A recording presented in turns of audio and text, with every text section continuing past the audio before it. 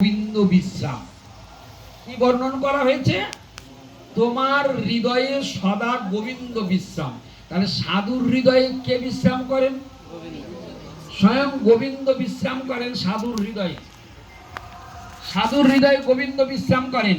আর সেই সাধুকে যদি আমরা আদর করি, যত্ন করি, মালা পরাতেও পারবো, তার পাদ ধৌতও করতে পারবো, তার মুখে হরিকথাও শুনতে পাবো, তার কাছ থেকে প্রসাদও পেতে পারবো, তাহলে সাধুর সব কিছু দেওয়ার, ভগবান যা যা দিতে পারে সাধুরও শতগুলো দেওয়ার ক্ষমতা রয়েছে। তাই সাধু কখনো খুব ছোটখাটো বস্তু নয়। স্বয়ং ভগবান বলছেন, যোগমায়া তুমি এদিকে চেপে বসো, ডান দিকে চেপে বসো। হ্যাঁ, দিয়ে দাও। তো কি বলছে শোনো, কি বলছে শোনো, সাধুর ভগবানের যা যা দেওয়ার ক্ষমতা আছে, সাধুরও তাই তাই দেওয়ার ক্ষমতা আছে। বলে এরকম হবে? বলে হ্যাঁ। বলে কিরকম? বলে ব্রহ্মাণ্ড তারিতে শক্তি ধরে জনে জনে। ভগবান ইচ্ছা করলে একটা ব্রহ্মাণ্ডটাকে, পুরো একটা ব্রহ্মাণ্ডের যত জীব আছে সকলকে উদ্ধার করে গোলকে পাঠিয়ে দিতে পারে। আবার সাধু যদি ইচ্ছা করে এই ব্রহ্মাণ্ডটাকে পুরো গোলকে পাঠিয়ে দেব, তো একজন সাধুও এই পুরো ব্রহ্মাণ্ডের যত জীব আছে সকলকে উদ্ধার করে গোলকে পাঠিয়ে দিতে পারে। তাহলে সাধু কোনো অংশে কম নয়। সেই সাধু সম্বন্ধে আমরা এত কথা শুনছি, আচ্ছা দেখি সাধু সম্বন্ধে ভগবান কি কমেন্ট করেছেন? সাধু সম্বন্ধে ভগবানের কি উক্তি? ভগবান সাধুকে কোথায় স্থান দিচ্ছেন? ভগবান স্বয়ং বলছেন শ্রীমদ্ ভাগবতমে, ভগবান নিজের মুখেই সাধু সম্বন্ধে কি বলছেন, সাধুর মর্যাদা স্থাপন করছেন। ভগবান স্বয়ং নিজেই বলছেন, মদ ভক্ত পূজা অভ্যধিকা। মদ ভক্ত পূজা অভ্যধিকা মানে জানো?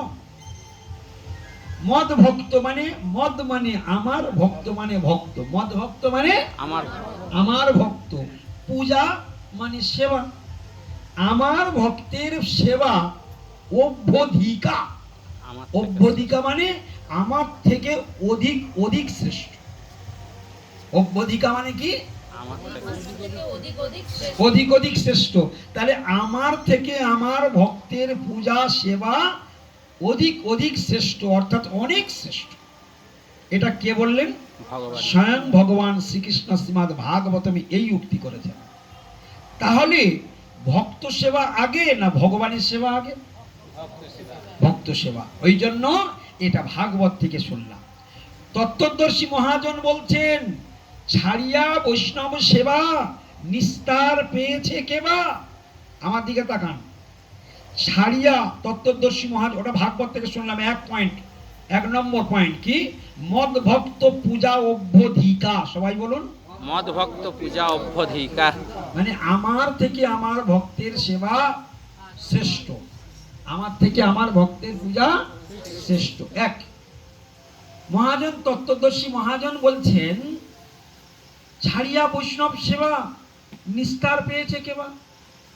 যার জীবনে বৈষ্ণব সেবা হলো না, তার নিস্তার পাওয়ার কোনো রাস্তা আর খোলা রইল না। তাহলে বৈষ্ণব সেবাটা যে কোনো ছোটখাটো ব্যাপার নয়। মনুষ্য জীবন মাত্রেই বৈষ্ণব সেবা করতেই হবে, বাধ্যতামূলক। যদি তুমি না করো তাহলে তোমার উদ্ধারের দরজা কোনোদিন খুলবে না। একটা পয়েন্ট। আবার কি বলছেন ভগবান? চৈতন্য ভাগবতে বলছে, আমা হইতে আমা ভক্ত সেবা বড়, ভাগবত আদি সব শাস্ত্রে কইলা গড়। কি বললো?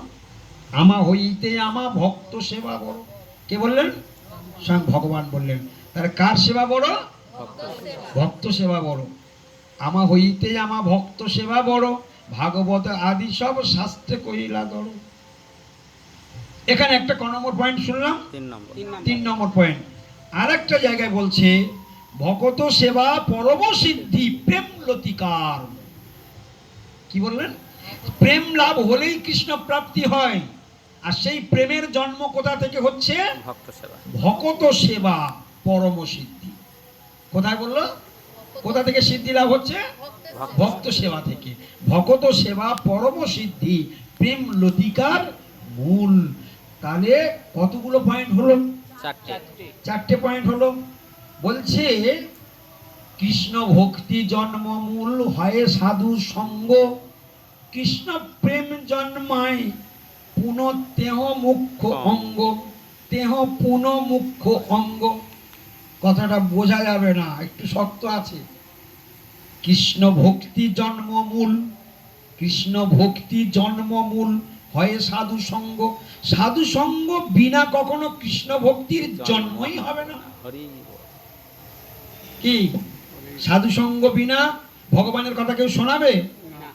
সাধু একমাত্র ডেকে ডেকে ভগবানের কথা শোনাবে, সাধু বিনা কেউ তোমাকে ডেকে ডেকে ভগবানের কথা শোনাবে না। সকলে বিষয়ের কথা শোনাবে, পাপের কথা শোনাবে, তোমাকে নরকে নিয়ে যাওয়ার ব্যবস্থা করবে, কিন্তু সাধু একটাও বিষয়ের কথা তোমার কাছে বলবে না। সাধু যতটুকু বলবে সব ভগবানের মানে বলবে।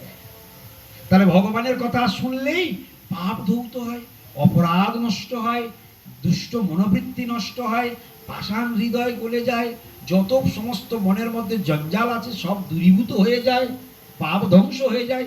কি না হয় ভগবানের কথা সাধু মুখে শ্রবণ করলে।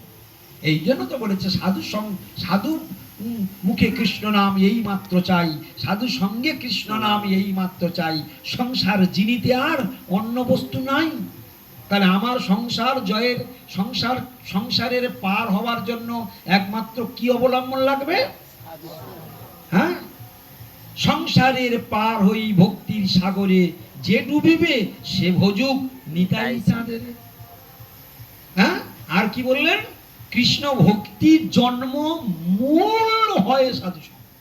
কৃষ্ণ ভক্তির জন্ম, তাহলে কৃষ্ণ ভক্তির জন্ম কোন ব্যক্তির ভিতরে লাভ হবে কখন? সাধু সঙ্গের দ্বারা। কৃষ্ণ ভক্তির জন্ম মূল হয় সাধু সঙ্গ। তাহলে সাধু সঙ্গের মাধ্যমেই কৃষ্ণ ভক্তির জন্ম হয়। তাহলে কৃষ্ণ প্রেম কিভাবে লাভ হয়? কৃষ্ণ প্রেমটা, তাহলে কৃষ্ণ ভক্তির জন্ম হচ্ছে সাধু সঙ্গ, তাহলে কৃষ্ণ প্রেমটা কোথা থেকে জন্মাবে? বলে তেহ পুন মুখ্য। বড় ইম্পর্টেন্ট কথা, শুনেও বুঝতে পারবে না অনেকে। তেহ পুন মুখ্য অঙ্গ, অর্থাৎ সাধু সঙ্গের মাধ্যমে কৃষ্ণ ভক্তিরও জন্ম হবে, আবার সেই সাধু সঙ্গের মাধ্যমে কৃষ্ণ প্রেমেরও জন্ম হবে। জয় গৌর প্রেমানন্দে হরি বল। আর কৃষ্ণ প্রেম যদি লাভ হয় তো কৃষ্ণ তার হাতের মুঠোয়। মা যশোদার কৃষ্ণ প্রেম লাভ হয়েছিল, তাই বাচ্চাকে বেঁধে একেবারে উদুখলের গায়ে বেঁধেছে, বাড়ি দিয়ে শাসিয়েছে, তাকে কান ধরেছে, কে কতটুকু করেছে, তাই না? তাহলে কি কিসের দ্বারা করেছে? কৃষ্ণ প্রেম তার হাতের মুঠোয় ছিল। যারা যারা কৃষ্ণ প্রেম লাভ করবে, কৃষ্ণ তাদের পর্যন্ত কথা শুনতে বাধ্য হয়, কৃষ্ণ তাদের কথা শুনতে রাজি থাকে, তিনি নিজেকে আর আটকাতেই পারেন না। এই জন্য কৃষ্ণ হচ্ছেন প্রেমের বশ, ভালোবাসার বশ, ভক্তির বশ। অন্য কিছুর দ্বারা গোবিন্দের সুখ হয় না। যদি কেউ নিষ্কপট ভাবে গোবিন্দকে ভালোবাসে, তাহলে সেই সব কিছুর মূল দাঁড়ালো কি?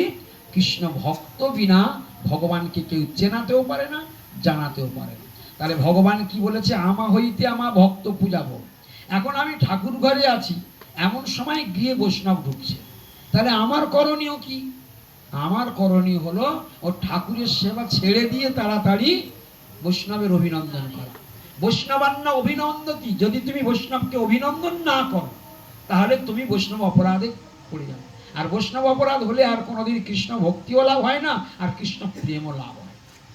তাহলে কৃষ্ণ ভক্তি, কৃষ্ণ প্রেম যে সাধুর থেকে লাভ হয়, সেই সাধুর চরণে অপরাধ হয়ে গিয়েছে, যার ফলে আর আমার কৃষ্ণ প্রেম বা ভক্তির দরজা খুলবেই না, লক হয়ে যাবে। তাহলে এই রকম ঘটনা এক সময় একটা ঘটেছিল। কোনো এক সময় ইন্দ্রদ্যুম্ন